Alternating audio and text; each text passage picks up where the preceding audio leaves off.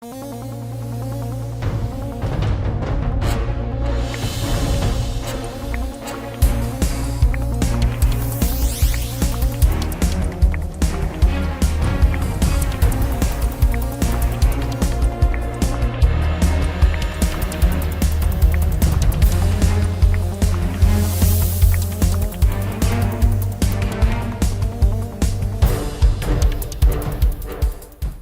Kanan Chandran, publisher of StormAsia.com, and this is our WED Web Chat, our regular series of discussions on topical things and issues that are taking place around the world, in our society, backyards even sometimes. And the whole idea of these sessions are to talk about these issues with people who are in the know about them and who are happy to share their experiences and thoughts. And at the end of it, hopefully you'll take something away from the sessions. Today's discussion is about food security, food for the future. Will there be enough food for all? In food havens like Southeast Asia, the thought of a food security crisis must be cause for concern, I would think. Its impact is wide-ranging, from fulfillment of a basic need to export income, tourism income, and many other things. In 2024, around 9% of the global population were hungry. That's around 700 million people. Acute food security has nearly tripled since 2016, while humanitarian funding has fallen back towards 2016 levels.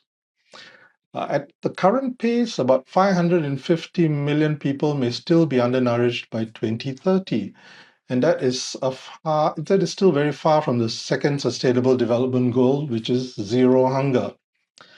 Now, will there be enough food for a world in crisis? How do nations big and small anticipate food security challenges? Today's panelists hail from different industries and are well-traveled and appreciate food security concerns in different parts of Asia. We have Mridhula Sridharan, as an Assistant Director of Programs at AVPN. She's based in Abu Dhabi. Mridhula has 11 years of experience in the impact sector across various roles, including philanthropic advisory, fundraising and partnerships, enterprise growth, strategy, and organization building. She's passionate about utilizing human-centered design to build robust social enterprises and excited about the application of technology in creating greater impact. Ricky Lin is the CEO and founder of Life3 Biotech, which applies AI-driven process intelligence to build the next generation of sustainable biomanufacturing infrastructure for food, health, and climate resilience. Ricky is an advocate for active volunteerism in the community. Desmond Chow, the founder and CEO of Singapore Crawfish, one of the world's largest high-tech red claw crawfishing hatchery. That's a mouthful. Red claw crawfish hatcheries built on proprietary automation, AI-driven water systems, and closed-loop aquaculture technologies. Desmond is a food security strategist and circular economy architect. At the start of the session, could we have an understanding of what the panelists view, what their views are on food security? AVPN is a social impact organization. We are a nonprofit that works across climate, gender, and health. Food security is not just about production of food, but it's also about distribution, affordability, sustainability, and the other important aspect that we add on is the nutritional aspect of food. Food security is a larger system, and we want to be working across the entire system, not just on the production side, but ensuring that the distribution is proper. People are at the very far off areas are able to access food, and it's affordable, right? There's no point if I'm bringing expensive food to a region that is not able to afford it. And nutritional value. It's not enough that I'm able to provide like grains to a region, but they need protein. It's not enough that I provide protein. They need the grains and the vegetables and the fruits. So it's also about the nutritional aspect, which ensures that people are getting the both macro and the micro nutrient that they need. So holistically, that's how we look at it as food security, and the way we address it is across all these specific features. Life3 Biotech, we are a Singapore-based startup building the next generation of sustainable biomanufacturing. So food security, we focus on the protein and the fiber, all right?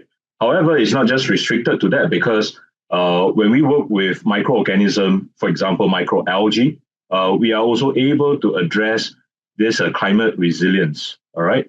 So when we integrate, all these different aspects of our biotechnology together, we realize that it is not just about targeting one area, but can we resolve, whatever humanity is facing holistically.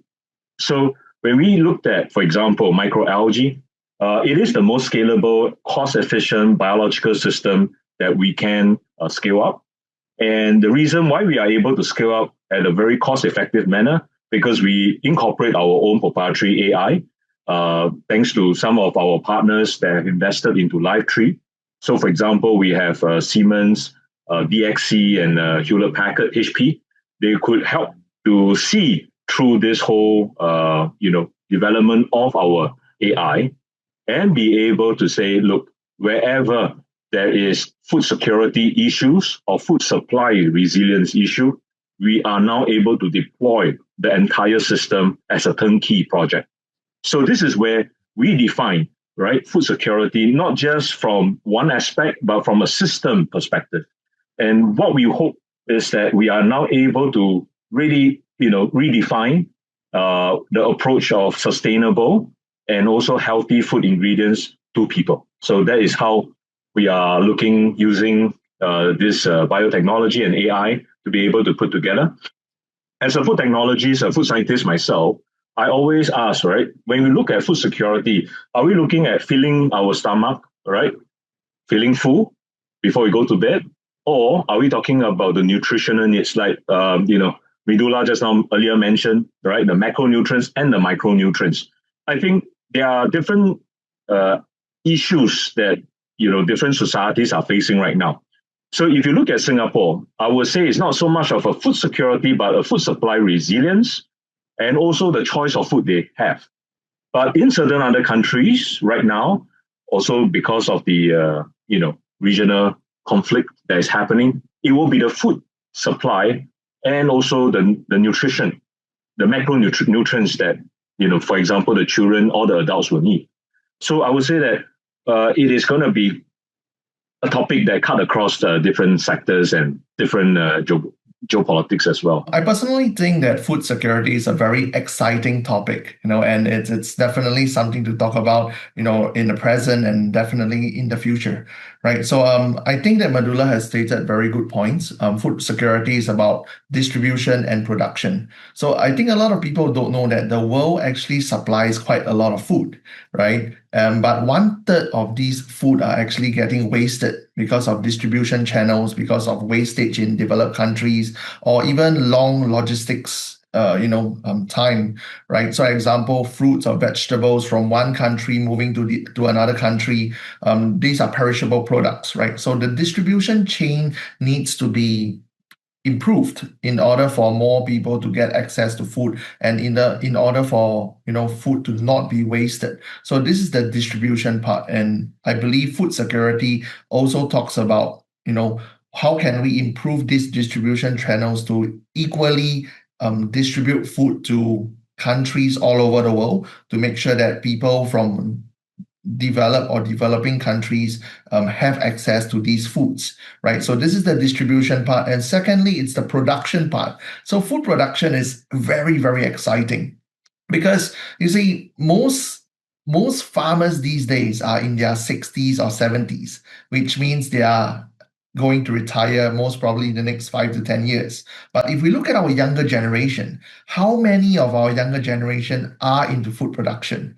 Right, most of the younger generation today, they are studying IT, the next AI, biotech, finance, banking, engineering, etc. But how many of them are into food production, right? And we can also see that the world's population is growing.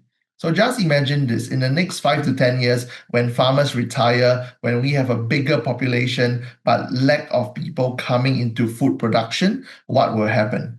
Right, I always tell my guys, like, you can have the best tech, you can have the best cars, a Tesla, or you can have the best iPhones, but what will happen when you don't have food? Right. So I believe food production, food security is an eminent topic to discuss, and it's very, very important. It's just how we can develop more to get the younger generation interested into food production and interested into in food security. Thanks for the quick snapshots, everybody. One thing I'd like to know is, as you've all been through this whole food security situation, right? What have you personally learned about food security that is perhaps new to you? Given my background, I was in the military, serving as a full-time career. I was managing the stockpile for our nation. All right, so I definitely had the first hand to look at food security even before this term came about, because this is of strategic interest. And the reason why, I left the force, started this venture of ours is also because of this issue we are trying to resolve. So, like I always say, right, back then, even way before COVID, I always say, what if we have a crisis, event X that will take place and it's going to disrupt a small nation state like Singapore getting its supply? I think that is real. And of course, back then, a lot of my ex-boss, they didn't really quite see the reason to have a drawer plan for that aspect, because I mean, look at it. We are fairly well-to-do as a nation. We can import from everywhere and anywhere and anything. So the question here is that why will we even worry for that? I guess COVID has done us, a big favor to now relook into all the different policies, the different plans. Are we really that resilient?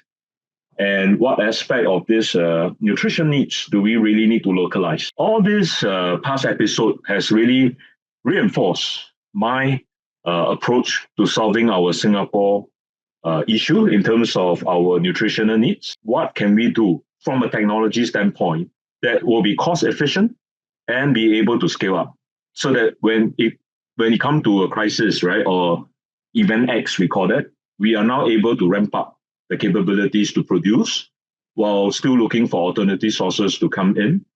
So this is how I would want to approach the issue. And that is also what keeps me awake every night. Yeah. I think the challenge for Singapore is its size, right? And its ability to produce is very limited. And there's been, I think, a review of some of the original plans to more realistic levels as well. I mean, that is a food security concern just in and of itself. So what's changed from the point you were looking at the stockpile to now? You think that will help ease the minds of people in Singapore that, okay, we've got this under control? For the whole nation to take on the diversified, solutions in order to resolve this issue is always welcome.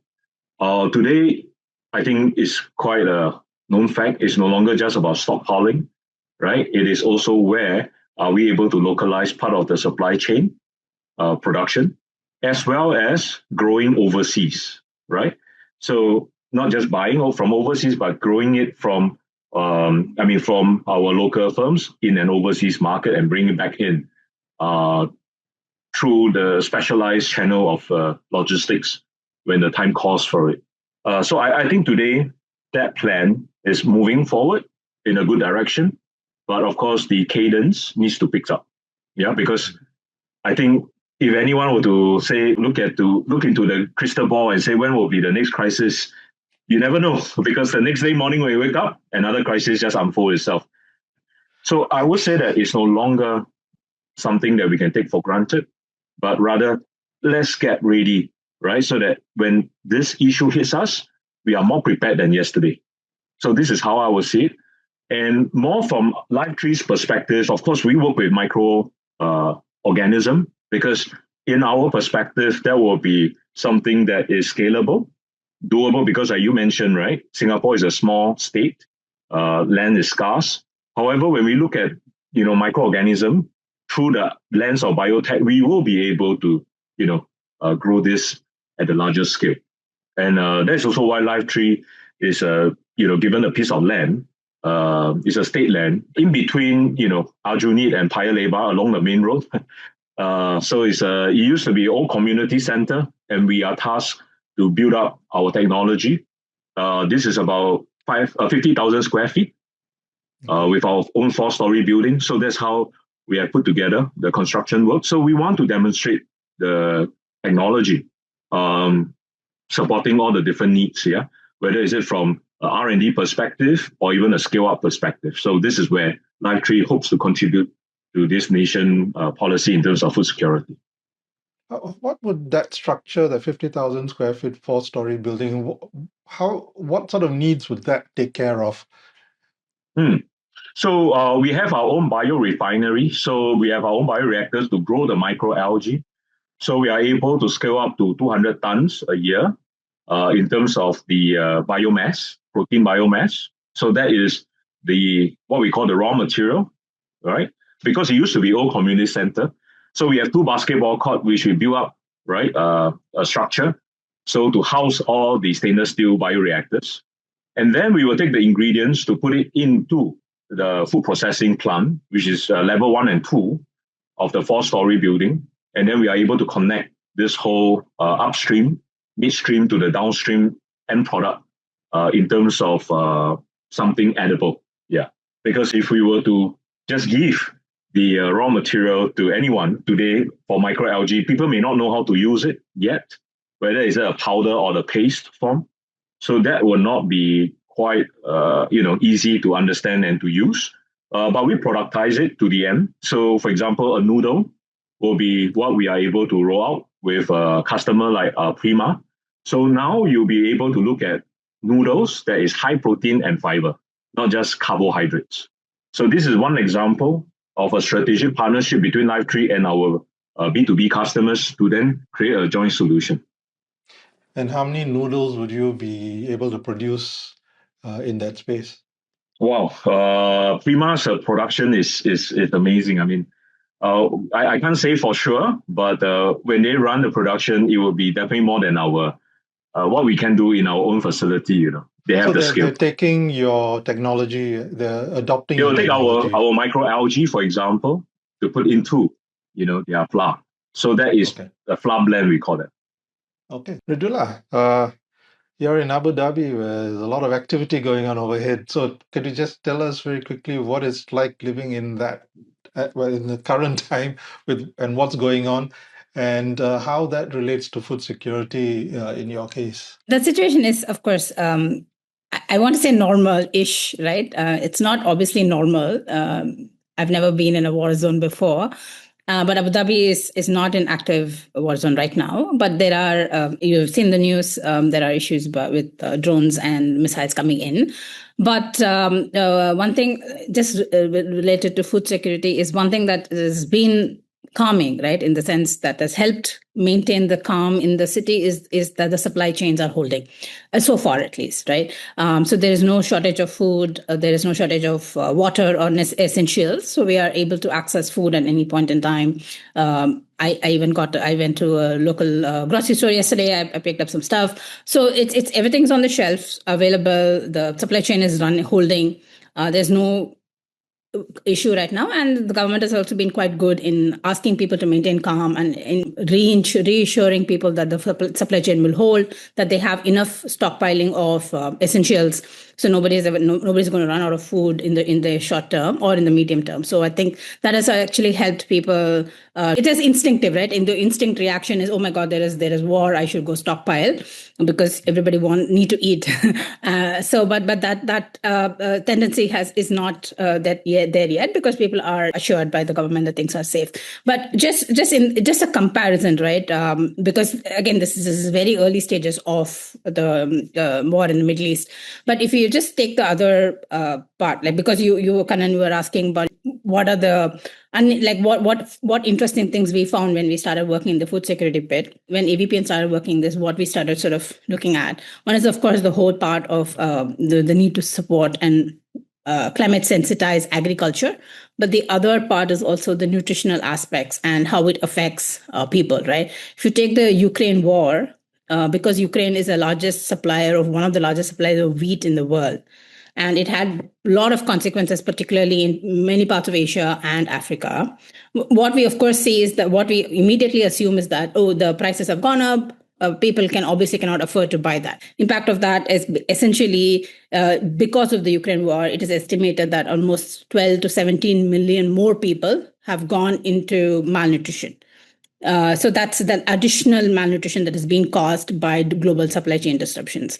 And then if you add in another layer of gender, overall, this is not just from Ukraine perspective, overall, there are 64 million more women who are malnourished than men. Then what is the consequence of that? With women being more malnourished, if they end up having children, they tend to be malnourished, and the cycle continues to repeat because malnutrition is something that can be cured. It is not a permanent disease, right? But once you're not addressing the malnutrition during pregnancy or during the first 3 years of the baby's life, the child then grows up to be undernourished throughout, and then that has a lot of negative consequences both to the child's life and overall to the society. In the impact space, we need to start talking about climate smart agriculture, but then the intended consequences is providing more nutrition, providing more, helping women, helping young children reach their potential. Currently, we're looking at how do we enable climate smart agriculture, particularly in South Asia and Southeast Asia, especially the major rice growing countries, which is India and Indonesia in that region. When in 2022 in India, there was a massive drought and there was a massive heat wave. And that had a major sort of impact on the growth of on the rice and harvesting of rice. And so what the government did, because India is a major rice exporter, the government kind of banned exporting of rice. And then that led to a 15-year price rise for rice across the world, right? So there's a real consequence. War is not the only thing that affects a supply chain. There is this whole climate aspect that comes in that clearly is having consequences on food production, food distribution, and supply and nutrition also, right? And because majority of farmers in South Asia and Southeast Asia are smallholder farmers, right? Their farming land is less than 2 hectares. They're not mechanized. They're not wealthy enough to implement many of the high technology aspects. How do we work with the smallholder farmers? How do we ensure the smallholder farmers are able to adapt climate smart practices? How are they able to, for example, the innovations that Ricky and Desmond, while not directly working with farmers, there are other agri SMEs that are working to directly sort of help with the farmer, helping with them irrigation, helping them with improved seeds. How do we make sure those innovations are reaching the smallholder farmers? So that's something that at AVPN we are trying to grapple with. It has a lot of multi layers of problems that we need to resolve. I think one of the things we noticed in Singapore during COVID, which is a pandemic, one of the first things to run out in the supermarkets was toilet paper for some strange reason. Did any of that affect you in Abu Dhabi? Toilet paper still on the shelves? I had stockpiled toilet paper before the war itself. In anticipation. Yeah, it's always the first thing we all buy, right? Like, okay, I buy a big giant pack and keep it. Okay. Okay. Desmond, so what have you learned which was sort of revealing to you about food security in your work? Okay, so I think that food security is a big word, right? Let me try to break it down. I think something interesting is that, the COVID and the war, like what Mridhula and Ricky correctly mentioned, has really exposed us to the realities of food security. I believe before COVID and before these wars were happening, governments were not that serious about food security. In fact, a lot of people don't know that, if COVID were to extend by another 6 months, even Singapore, our stockpile would face certain dangers. And food security-wise, we believe that, it will be in Asia. The next conversation for food security will be in Asia because, number one, let's look at climate change, global warming. Europe and US, right? The winters are getting colder, summers are getting hotter, and because of the 4 seasons in these areas and continents, they can only grow crops 1 cycle per year, right? But let's look at Southeast Asia. We are tropical all year round, which means that for most crops, we can produce up to 3 cycles per year compared to them who is 1 cycle per year. And means we save a lot more on energy, on land costs, on labor costs. And why do I say that the conversation of food security will come to Asia? Because Asia hosts 60% of the world's population, right? So where else will the conversation be, right? So we believe that in the future, the bulk of the food will originate from Asia. And I believe that in different countries, the strategies of food security differs. Even for Singapore, it's a multi-pronged strategy. My thoughts is that we should focus on our strength and less on our weakness, do what we are good at. So for Singapore, our clear weakness is that we don't have much land, right? Most things are expensive. Rental is expensive, labor is expensive, energy is expensive. So why force it? Like, why force our companies to grow in Singapore, where a strategy like what Ricky mentioned could be to grow overseas and then bring back to Singapore? Just let me give you an analogy. Let me clear this first, right? The technologies, agri-tech, aqua-tech, the technologies in many companies in Singapore, they work well, they work perfectly, right? But sometimes it's energy cost, right? So to produce a ball of lettuce in Singapore, it costs 3 times of what it would take to produce in Malaysia, shipped to Singapore. So from Malaysia, if I were to ship a ball of lettuce to Singapore to our doorstep, it's 50 cents. But to produce a ball of lettuce in Singapore, it's 150 and higher.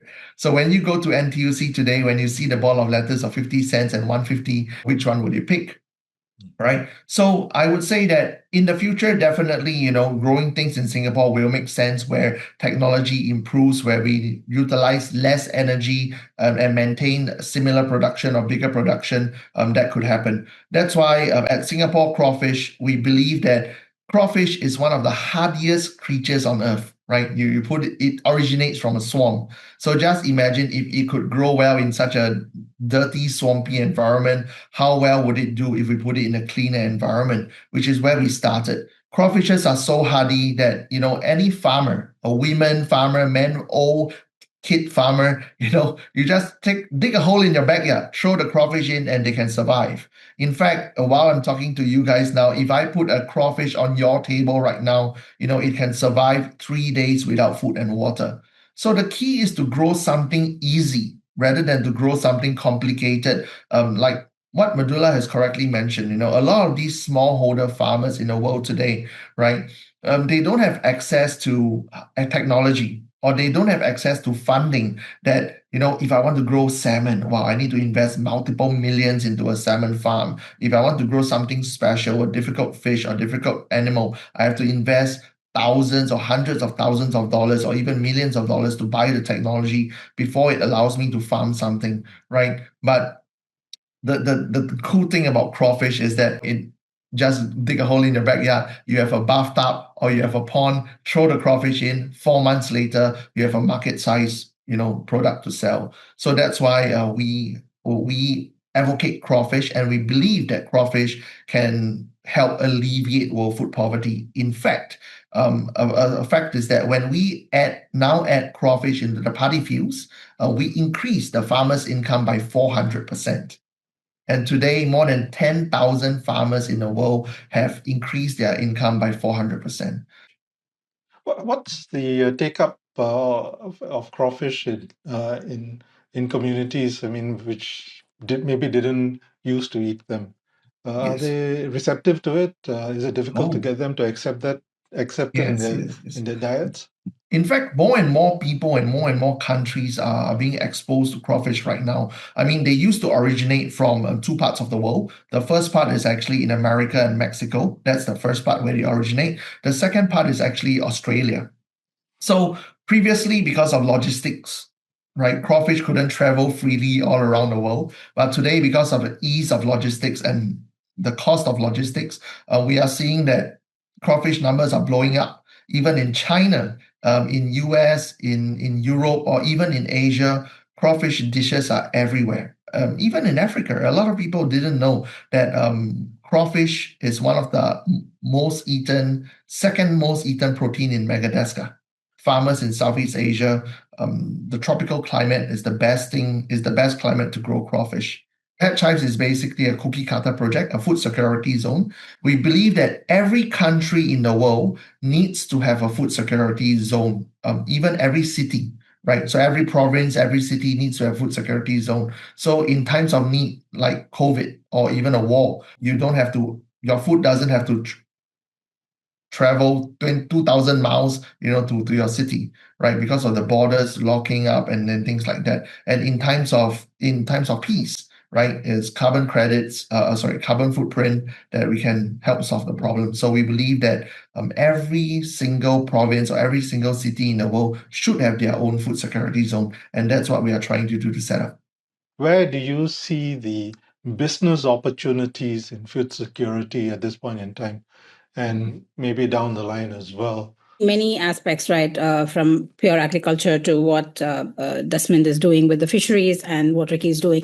But specifically, what we are working on at AVPN is on the agri side, and specifically looking at climate smart agriculture. What we are seeing is climate change. Agriculture contributes to 20 to 30% of global emissions. Right. So, and is also a sufferer from climate change. So it contributes and it suffers from climate change. Right. So it is on the both ends of the spectrum. So there is a real need to bring in climate smart solutions into agriculture, and many of it already exists. I would not say that it's a new area. Right. There are many innovations already in place that are looking at pre-harvest solutions, anywhere between improved irrigation systems to improved seeds, fertilizers, and then now with AI, with the AI weather monitoring systems, AI reporting systems, soil testing systems, and then in the post-harvest you have your solar dryers, coolers, anything that adds value, right? But what we are seeing, the gap is not so much in the business case as much as in the financing case. Right, it is the financing that is sort of currently a impediment to scaling a lot of these innovations. I'm not sure how Desmond and Ricky's organizations are structured, but in majority of the SMEs working in these spaces are debt financed. They're not equity financed, so they end up going to banks for loans, and the majority of the banks, while they are looking to provide these loans, they come back to say that we don't understand cash flow of an organization, of an enterprise like this, right? That is dependent on farmers, and you have no clear repayment cycles. So the banks they consider them as very high risk investments, and they don't really want to provide loans for these. So then all of these innovations never get scaled. So they reach, let's say, for example, if you take a size like India, they reach like 1,000 farmers, which is nothing, right? Which is not even a drop in the ocean, right? You need to be able to scale to reach hundreds and thousands of farmers. So enabling the scale is where we feel that there is a major need to help the banks understand how do you measure the cash flow of an enterprise like this. How do you understand climate smart innovations? How do you build products and services that cater to their specific needs, as opposed to your traditional way of doing business, having a short term, long term, medium term loan repayment cycle. These innovations need different types of repayment cycle that needs to come in. So that's where we are trying to work, because, like I said, innovations are there.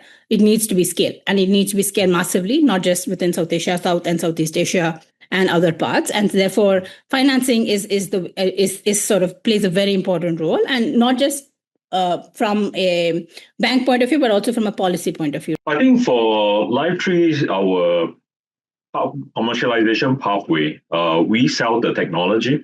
So, for example, after Singapore's, we call this a pilot facility, even though it's entry-level industrial scale, we want to scale up, and we have a partner in Malaysia, like what Desmond mentioned, because you cross the causeway, all the cost drops by 1/3.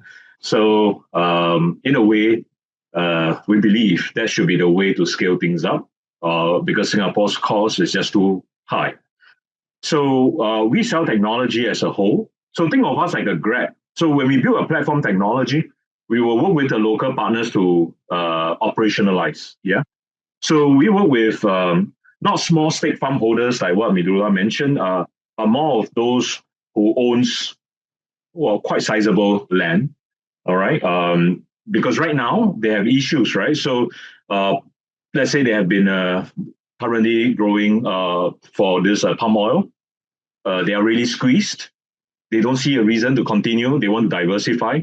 So that puts us in a nice spot to then bring in this AI biotechnology to help them because they don't have microbiologists like us. So when we have the AI, it operates, first it automates, and it also brings in the decision making. So remotely, we are able to control from our command center HQ in Singapore.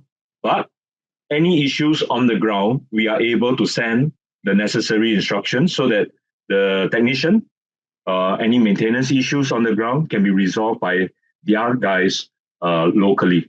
But when it comes to microorganism, any of these processing parameters, we let the AI takes its work. So that is how we are operationalizing that business.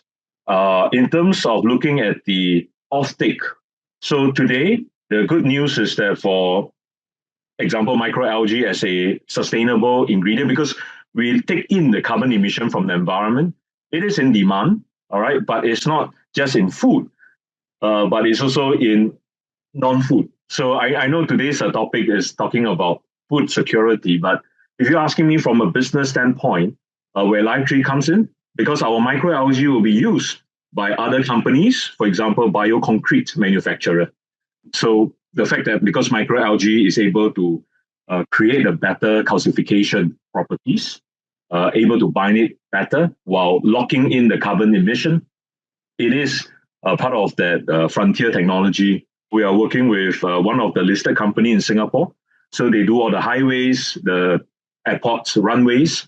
So they have a requirement from the government to look at using more greener sustainable materials. And the other aspect will be the biofuel. That will be the really up and coming because of the requirements for all the airlines in this region to go to use SAF, sustainable aviation fuel. So again, microalgae is well known to produce the lipids, right, the oil, in a sustainable way. So that's why biofuel is one of the big areas that we will look into once we scale up in Malaysia with our partners, because they see that higher margins in terms of using microalgae for other purposes, not just for them to rely on the conventional palm oil, or even some of them are growing coconuts. All these are important infrastructure to facilitate food security issues as well, Yes, isn't it? that's right. To all the listeners out there, I would like to say business opportunity is now. It's not 10 years ago when farmers are not ready to retire. It's not to wait till 10 years later when farmers have already retired. The opportunity is now. And why now? Especially now with AI, with IoT, I can give you a very good example of what's happening in my farm. These days when I go to my farm, all I see is my guys playing guitar, playing cards or mahjong. And I was shocked at first. When I went there, I said, hey, don't you guys need to work? And then their reply shocked me. They say, sir, what's there to do? Everything is recorded using the IoT system, the AI system. We can read the water parameters, the temperature, the DO, whatever's happening in the water. All we need to do, even feeding is automated, right? All we need to do is to provide them a good environment, wait 4 months for them to grow up, and then we harvest. So with technologies these days, I want to destigmatize farming is hard work, backbreaking under the hot sun. And I want to encourage more of the younger generation to come into farming. Basically, with technologies these days, all you need to do is with a press of a button and you can get things done. Of course, that being said, a lot of people would say, Desmond, where would I get the money, right, to buy all these tech equipment, or the barriers of entries to farming, some might say are pretty high. Because of the land usage, the rental, etc. This is where Hatch Hives come into play. What we do is that we work with governments all over Asia. We get land at a fraction of a price because of collaboration with governments with the purpose of food security. So at Hatch Hives, we also have a board of companies and directors and experts who have track records of how to farm chicken, how to farm fish, how to grow rice, etc., etc., etc., where they can teach you successful SOPs and techniques and provide you with technologies on how to grow things. What we do is that we fractionalize the land.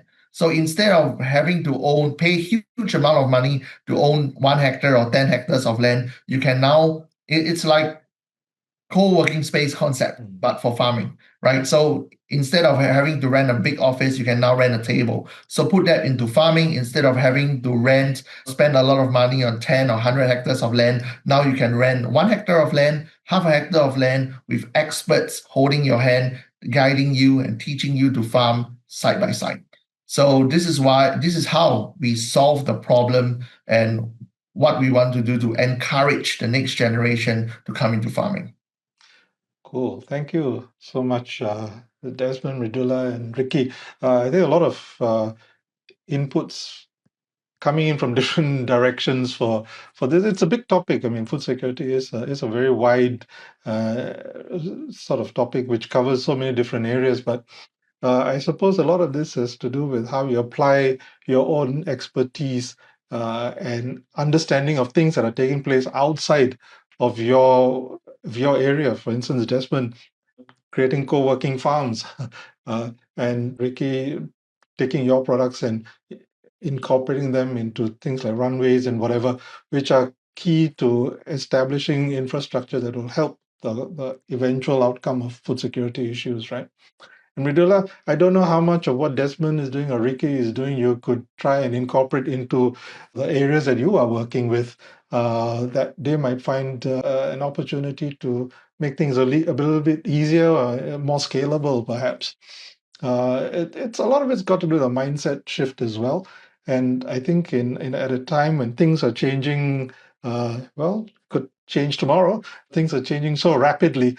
We have to be nimble to some extent and be open to whatever is out there that will be useful to sustain us.